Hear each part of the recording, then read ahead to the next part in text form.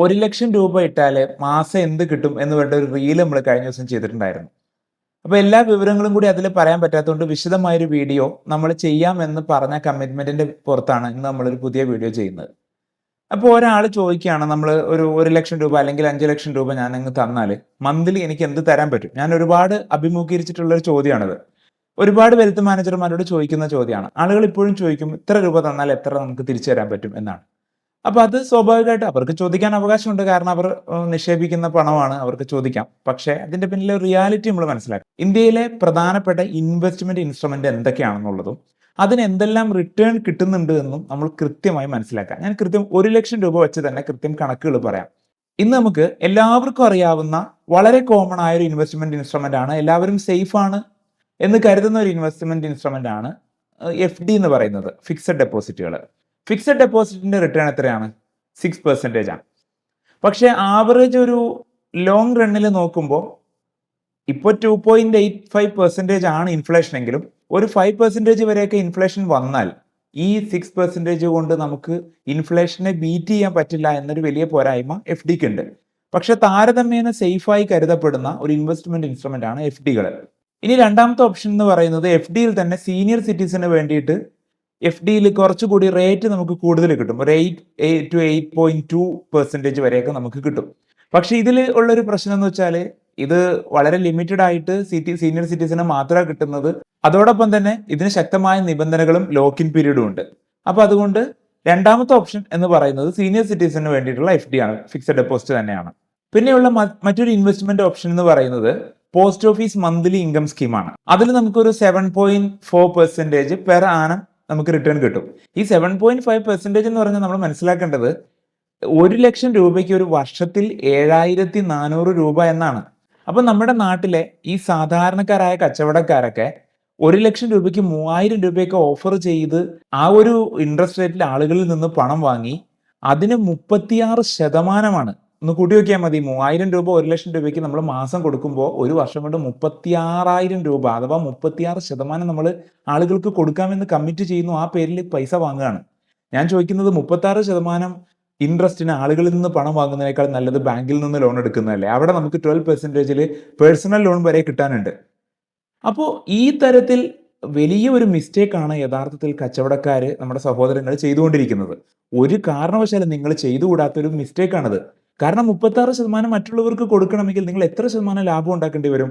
ഇപ്പോഴത്തെ ഒരു സാഹചര്യത്തിൽ ഇത്രയധികം സ്റ്റാഫിനെയും റെന്റും എല്ലാം ചെലവുകൾ കഴിഞ്ഞ് 36% നിങ്ങൾക്ക് തന്നെ ലാഭം ഉണ്ടാകുന്നുണ്ടോ എന്നത് സംശയമാണ്. എന്തുകൊണ്ടാണ് നമ്മുടെ നാട്ടിലെ ചെറുകിട കച്ചവടങ്ങൾ തുടങ്ങുന്നതിനേക്കാൾ വേഗത്തിൽ അടച്ചുപൂട്ടുന്നത് നമുക്കിപ്പോൾ മനസ്സിലാവുന്നുണ്ടാവുമല്ലോ. ഇത് വളരെ ഗൗരവത്തിലെടുക്കേണ്ട ഒരു കാര്യമാണ്. അത് നിങ്ങൾക്ക് മറ്റുള്ളവരെ, നിങ്ങളുടെ സുഹൃത്തുക്കളിലേക്ക് കൂടി ഇത്തരം വിവരങ്ങളൊന്ന് ഷെയർ ചെയ്ത് നിങ്ങൾ എത്തിക്കേണ്ടത് നമ്മുടെ ഒരു ധാർമ്മിക ബാധ്യത കൂടിയാണെന്ന് ഓർമ്മപ്പെടുത്തുന്നു. അപ്പോൾ നമ്മൾ പറഞ്ഞു വന്ന കാര്യം എന്താണ്? 7.4% ആണ് പോസ്റ്റ് ഓഫീസ് മന്ത്ലി ഇൻകം സ്കീമിലൂടെ നമുക്ക് ഒരു വർഷം ഉണ്ടാക്കാൻ പറ്റുന്നത്.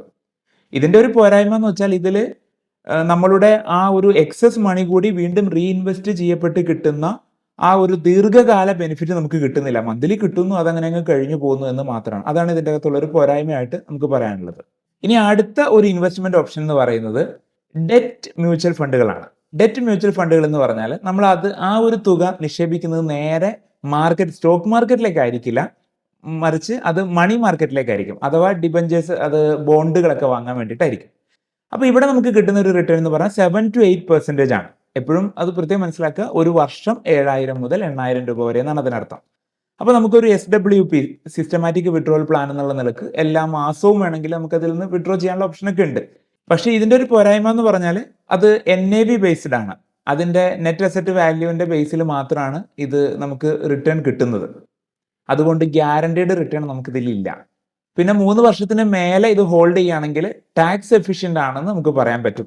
അടുത്തത് ഹൈബ്രിഡ് മ്യൂച്വൽ ഫണ്ടുകളാണ്.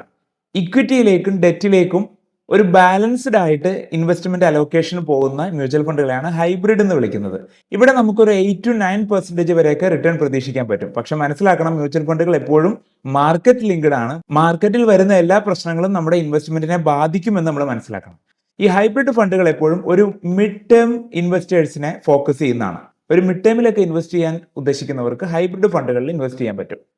പക്ഷെ എല്ലാം മാർക്കറ്റ് ലിങ്ക്ഡ് ആണ്, എല്ലാം റിസ്ക് ഇൻവോൾവ്ഡ് ആണ് എന്ന് മനസ്സിലാക്കിക്കൊണ്ട് വേണം ഇൻവെസ്റ്റ് ചെയ്യാൻ. ആറാമത്തേതും, നമ്മൾ ദീർഘകാലത്തേക്ക് ഒരു വെൽത്ത് ബിൽഡ് ചെയ്യാൻ ആഗ്രഹിക്കുന്നുണ്ടെങ്കിൽ തീർച്ചയായും പരിഗണിക്കേണ്ടതും ഇക്വിറ്റി മ്യൂച്വൽ ഫണ്ടുകളെയാണ്. ഇവിടെ നമുക്കൊരു 12-15% റിട്ടേൺ കിട്ടും. അപ്പോഴും 12-15% റിട്ടേൺ ആണ് നമുക്ക് കിട്ടുന്നത്. അഥവാ 1 ലക്ഷം രൂപയ്ക്ക് 12,000 മുതൽ 15,000 രൂപ വരെ ഒരു വർഷമാണ് കിട്ടുന്നത്. ഈ ഒരു യാഥാർത്ഥ്യം നമ്മൾ മനസ്സിലാക്കണം. ഇന്ത്യയിൽ കിട്ടുന്ന വലിയ റിട്ടേണിനെ കുറിച്ചാണ് നമ്മൾ പറയുന്നത്, 15% അതും മാർക്കറ്റിൽ വേറെ വലിയ വലിയ അനിശ്ചിതത്വങ്ങളൊന്നും ഉണ്ടായില്ലെങ്കിൽ ഇതൊരു യാഥാർത്ഥ്യമാണ്. ഇത് നമ്മൾ മനസ്സിലാക്കിയേ പറ്റൂ. അല്ലാതെ നമ്മൾക്ക് 1 ലക്ഷം രൂപ ഇട്ടാൽ ഇത്ര രൂപ തരുമെന്ന് പറയുന്നത് ഏതെങ്കിലും ഒരു സുപ്രഭാതത്തിൽ നിന്ന് പോയേക്കാം. അത് ആ കമ്പനി നിന്ന് പോയാൽ നമുക്ക് പിന്നെ നമ്മുടെ ക്യാപിറ്റൽ അടക്കമാണ് നഷ്ടപ്പെട്ടു പോകുന്നത് എന്ന ആ ഒരു തിരിച്ചറിവ് നമുക്ക് ഉണ്ടാവണം. കേരളീയ സമൂഹം എത്രയോ ഇത്തരം സ്കാമുകൾക്ക് വിധേയരായിട്ടുണ്ട്. ഇനിയും നമ്മളിത് തിരിച്ചറിഞ്ഞില്ലെങ്കിൽ നമ്മുടെ ഈ ഹാർഡ് ഏൺഡ് മണി എത്രയോ ആളുകൾ ലൂട്ട് ചെയ്ത് കൊണ്ടുപോകും. പണ്ട് നമ്മളെ ബ്രിട്ടീഷുകാർ ചതിച്ചിട്ടുണ്ട്, അവർ നമ്മുടെ രാജ്യത്തിന്റെ സമ്പത്ത് കൊള്ളയടിച്ചിട്ടുണ്ട്. ഇത്തരം സ്കാമേഴ്സ് ഇപ്പോഴും ചെയ്യുന്നത് അതാണ്. അവർ കുറെ ആളുകളെ ഇങ്ങനെ സംഘടിപ്പിച്ച് മോഹന സുന്ദര വാഗ്ദാനങ്ങൾ നൽകി അവരിൽ കുറച്ചു പേർക്ക് പൈസ എടുത്തു കൊടുത്തിട്ട് അവസാനം വലിയൊരു തുകയുമായി ഈ നാട് വിടുന്ന ഒരവസ്ഥയാണ് കണ്ടുവരുന്നത്. അതുകൊണ്ട് ദയവായി ഇത്തരം വലിയ റിട്ടേൺ ഓഫർ ചെയ്യുന്ന ഒരു സ്കാമിലും നമ്മൾ ഒരിക്കലും പോയി പെടരുത്. ഇന്നലെയും കൂടി എനിക്ക് പ്രിയപ്പെട്ട ഒരു സുഹൃത്തിനോട് സംസാരിച്ചപ്പോൾ അദ്ദേഹത്തിന് വേണ്ടപ്പെട്ട ഒരുപാട് ആളുകളും പെട്ടുപോയൊരു സ്കാമിനെ കുറിച്ച് ഇന്നലെയും കൂടി നമ്മൾ കേട്ടിട്ടേ ഉള്ളൂ. അതുകൊണ്ട് വളരെ ശ്രദ്ധയോടെ കരുതലോടെ ആയിരിക്കണം നമ്മുടെ ഓരോ ഇൻവെസ്റ്റ്മെന്റും. ഇന്ത്യയിൽ കിട്ടുന്ന ഏറ്റവും വലിയ റിട്ടേണിനെ കുറിച്ചാണ് പറയുന്നത്. ഇനി ഇതിന് മേലേക്ക് വേണമെങ്കിൽ നമ്മൾ ആക്റ്റീവ്ലി പഠിച്ച് അല്ലെങ്കിൽ ഏതെങ്കിലും ഫണ്ട് മാനേജർമാരെ നമ്മുടെ ഫണ്ട് ഏൽപ്പിച്ച് അങ്ങനെ ആക്റ്റീവ്ലി മാനേജ് ചെയ്യപ്പെടുന്ന ഫണ്ടുകൾക്ക് ഫണ്ട് എന്ന് പറയാൻ കഴിയില്ല, പോർട്ട്ഫോളിയോസ്, ആ പോർട്ട്ഫോളിയോസിന് നമുക്കൊരു എബോവ് 15% to 25 to 30, അത് മാർക്കറ്റ് കണ്ടീഷൻ അനുസരിച്ച് അപ് ടു 60 വരെയൊക്കെ പോയേക്കാം. അതൊക്കെ അവർക്ക് ഫണ്ട് മാനേജർക്ക് നമ്മൾ പേയ്മെന്റ് ചെയ്ത് നമ്മൾ ഏൺ ചെയ്യാവുന്ന വലിയൊരു പൊട്ടൻഷ്യലാണ്. തനി റിസ്ക് ആണ് അവിടെയൊക്കെ. അപ്പോൾ റിസ്ക് നമുക്ക് കൂടുന്നിടത്ത് നമുക്ക് റിട്ടേൺ കൂടുതലുണ്ട്. പക്ഷെ അതിനൊക്കെ ഒരു പരിധിയുണ്ട്. ഒരു ഫണ്ട് മാനേജർ ഹാൻഡിൽ ചെയ്യുന്ന ഒരു ഫണ്ടിന് പോലും 30-40% ആണ് ഒരു ഐഡിയൽ റിട്ടേൺ എന്ന് പറയുന്നത്. അത് തന്നെ എല്ലാ വർഷവും എൻഷുർ ചെയ്യാനൊന്നും അവർക്ക് കഴിഞ്ഞോണമെന്നൊന്നുമില്ല. ആവറേജ് നമ്മൾ പറയുന്നത്. ചിലപ്പോൾ ചില വർഷത്തിൽ മ്യൂച്വൽ ഫണ്ടിന്റെ റിട്ടേൺ ഉള്ള വലിയ വലിയ ട്രേഡേഴ്സിനെ എനിക്കറിയാം. അപ്പോൾ അത്തരത്തിൽ നമ്മൾ മനസ്സിലാക്കണം, ഈ ഒരു യാഥാർത്ഥ്യം മനസ്സിലാക്കി വേണം മുന്നോട്ട് പോകാനായിട്ട്. അപ്പോൾ ചുരുക്കത്തിൽ ഇക്വിറ്റി മ്യൂച്വൽ ഫണ്ടാണ് ദീർഘകാലത്തേക്ക് നമുക്ക് നല്ലൊരു റിട്ടേൺ ജനറേറ്റ് ചെയ്ത് തരുന്നത്. ഇതിന് തീർച്ചയായിട്ടും ഇൻഫ്ലേഷനെ ബീറ്റ് ചെയ്യാൻ പറ്റും. ഇനി നമുക്ക് വേറെയും നിക്ഷേപ മാർഗങ്ങളുണ്ട്. ഇപ്പോൾ ഡിവിഡൻഡ് കിട്ടുന്ന സ്റ്റോക്കുകളിൽ മാത്രം ഇൻവെസ്റ്റ് ചെയ്യുന്ന ആൾക്കാരൊക്കെ ഉണ്ട്. ഇപ്പോൾ ഉദാഹരണത്തിന് വേദാന്ത, ഇന്ത്യൻ ഓയിൽ, അങ്ങനെ നമുക്ക് ഡിവിഡൻഡ് കിട്ടുന്ന സ്റ്റോക്കുകളിൽ മാത്രം ഇൻവെസ്റ്റ് ചെയ്യുന്ന ആളുകളൊക്കെ ഉണ്ട്. പക്ഷെ അവിടെയും ഡിവിഡൻഡ് ഈൽഡ് 2-5% ആണ് അപ്പോഴും ഉള്ളൂ. ഒരു 5% വരെയൊക്കെയാണ് നമ്മൾ ഇൻവെസ്റ്റ് ചെയ്ത ആ ഒരു ഇൻവെസ്റ്റ്മെന്റ് എമൗണ്ടിന്റെ മേലെ നമുക്ക് റിട്ടേൺ പ്രതീക്ഷിക്കാൻ പറ്റുന്നത്. പിന്നെ റിയൽ എസ്റ്റേറ്റ് ഒരു ഓപ്ഷനാണ്. റിയൽ എസ്റ്റേറ്റിലാണെങ്കിലും നമുക്കൊരു ഇൻകം പ്രതീക്ഷിക്കാവുന്നത് 6-9% ആണ്. പക്ഷേ റിയൽ എസ്റ്റേറ്റിലൊക്കെ മുടക്കാൻ വലിയ തുക നമുക്ക് അനിവാര്യമാണ്.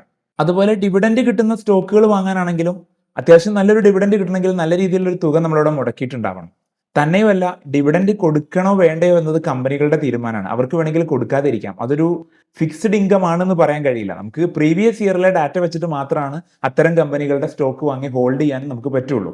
അപ്പൊ അതുകൊണ്ട് ഇന്ത്യയിലെ ഇൻവെസ്റ്റ്മെന്റ് ഇൻസ്ട്രുമെന്റുകൾ എന്തെല്ലാമാണ്, അതിൽ ഇൻവെസ്റ്റ് ചെയ്താൽ നമുക്ക് എത്രയൊക്കെയാണ് റിട്ടേൺ കിട്ടാൻ സാധ്യതയുള്ളത്, ഇന്ത്യയിൽ കിട്ടുന്ന മാക്സിമം റിട്ടേൺ എത്രയാണ് എന്നെല്ലാം തിരിച്ചറിഞ്ഞ് ഒരു യാഥാർത്ഥ്യ ബോധത്തോടെ നമ്മൾ ഡൈവേഴ്സിഫൈഡ് ആയി, ഞാൻ എപ്പോഴും ഏറ്റവും കൂടുതൽ ഉപയോഗിക്കുന്ന വാക്കാണ് ഡൈവേഴ്സിഫൈഡ് ആയി, വിവിധ ഇൻവെസ്റ്റ്മെന്റ് ഇൻസ്ട്രുമെന്റുകളിലേക്ക് ഡൈവേഴ്സിഫൈ ചെയ്ത് കൃത്യമായി ശ്രദ്ധയോടെ എക്സ്പേർട്ടുകളുടെ അഡ്വൈസ് കൂടി എടുത്ത് കൃത്യമായി മുന്നോട്ട് പോവുക.